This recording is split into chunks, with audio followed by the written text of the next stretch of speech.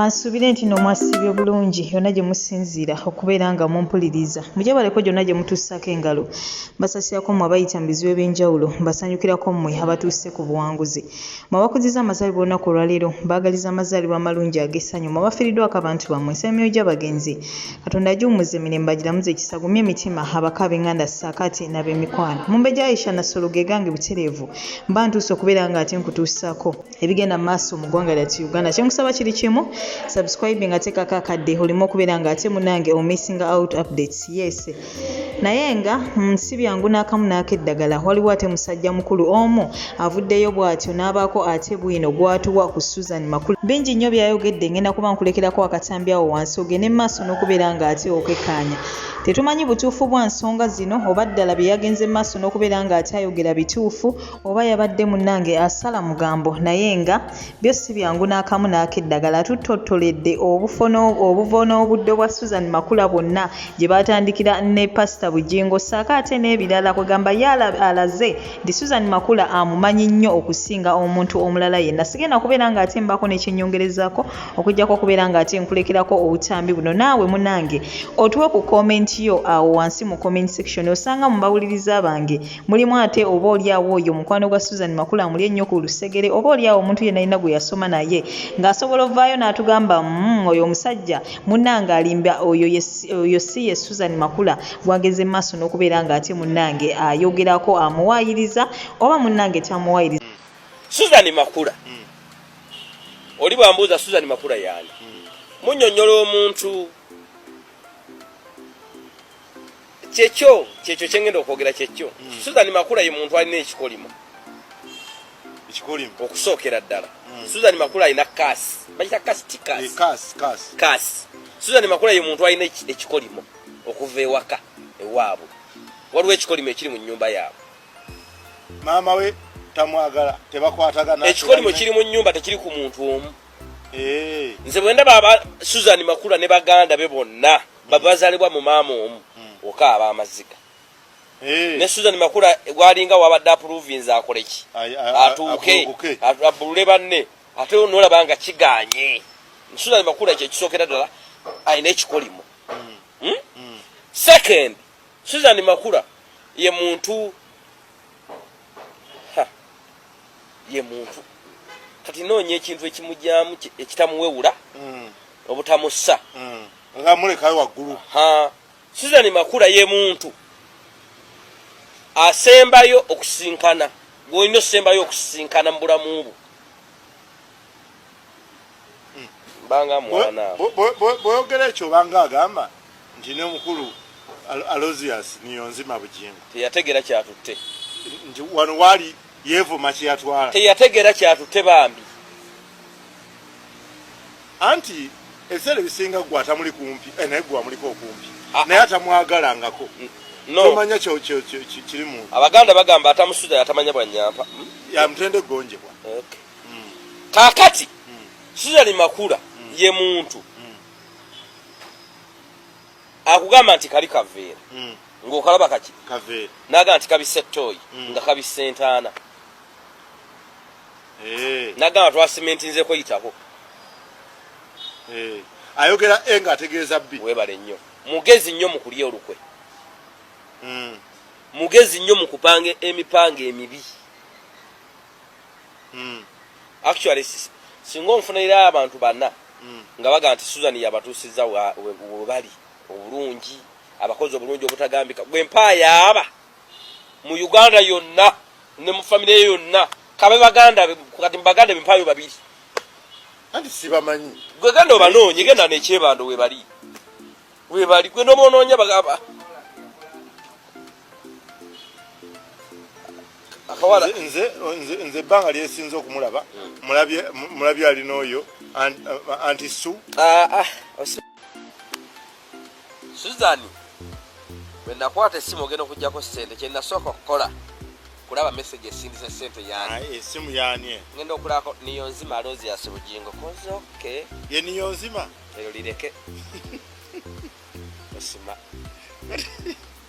ebimu tubiyite ku ngulu eryo limatele tuliwuliranga nako eryo lireke nga we liri munnange kati okunoonyeza kwange nkutadde ku mmeeza sigadde bakwata lubona sebo nze ntwala obujulizi ng'ofaaki kumanya bwe mba n'omuntu mukwano gwe nga musezi olaba bwansala ekitambo nenga Susan obulamu bwalimu bwawukana nnyo kuba abakozi bannaffe betulimu kafe java eri kakitundu kino bwanjawulo lwaluli awo naleta fantomu tekino fantomu ene miliyoni bazaali 3 banya nenga lunga atabusi ate bawe talabika munange wali lumu ng'akisuza n'amaana akitegeera bambi nti wategedde nakitegedde netufuna meeting y'emu n'omukulu ne Susan ne munnange omu n'atulambulira navaayo omukulu ŋŋendayo bugenzi kusulayo katono naye ampisa bwati ne bwati olwo beggudde yeggulira ggwe kati okuneggulira nakyo teyakyegulira nti ayagadde nnyo omukulu ayagala kunoba eri naye bw'anoba byonna abireeta eno mu bufunza oleme kwekanga kuba gwe oli wakumpi webale nnyo kati agamba nene ennyumba tetulina gibeeramu kati tumaze bimanya tugamba Susan naye singa muzeeyi afiira mu muzigo guno gumu tugenze wazewa ekizibu n'akutukira bagamba batya nti omusumba afidde mu kazigo akalumwemu netunoonya ennyumba yali ya bisenge ebyeno 2 3 bisenge 5 twatuliranye bosa wa Ebonies awo netunoonya ennyumba netubeeramu kakati nawe lino ovaayo onjukira embeera eyo navaayo na Susan mubanja nnyo ne bajja ne baŋŋamba bantuuza mu meeting kiro waliwo omukozi gwali balise musatu sijja mumwogera baleeta omukozi mulenzi w'emasaka era ne baŋŋamba Fadi kati nga bategedde tebatagafuna mukozi Fadi omanyi okufumba omanyi okusiimuula omanyi okukola ki buli kimu okisobola fakire twala ono naga ennyumba gye twapangisa eri mu buli kimu kyenkugamba buli kimu zino ennyumba ezibamu buliri firiji TV kimu buli kimu nga mubulamu ngoyezo ne baŋŋamba jangu tubeere ffenna ennyumba yo giwe omukozi munnaffe oyo buli kimu gye nali mpangisa kubanga bwe nafunanga akasente nga nsasula myezi 2 bakapa okubaako byenkola nze eri musajja mulibi mulunzi nti bwe musasula nojja kwetala emmere y'ebisolo byange bere nga negatagata nga bagamba tugere tubale ebiri mu nnyumba byonna obirekera oli gwejjamu ngoyezo bwe tuliba twawukana nze naawe ffenna emyezi gyo gye wasasula tujja gikuddiza n'ebintu byonna bitanda masefuliya TV buli kimu kyonna sajjamu naye nga ngamba oke nze ngambanya ate kati omusumba ayinza okukolera oba ovudde mu bitiibwa ozze kukulira ku mmeeza ntukuvu tubeeramu mu nnyumba ameka 3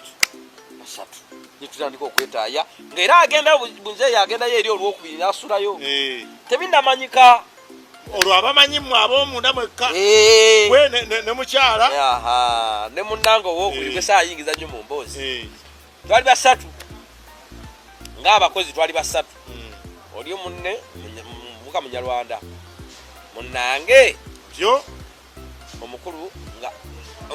ekituufu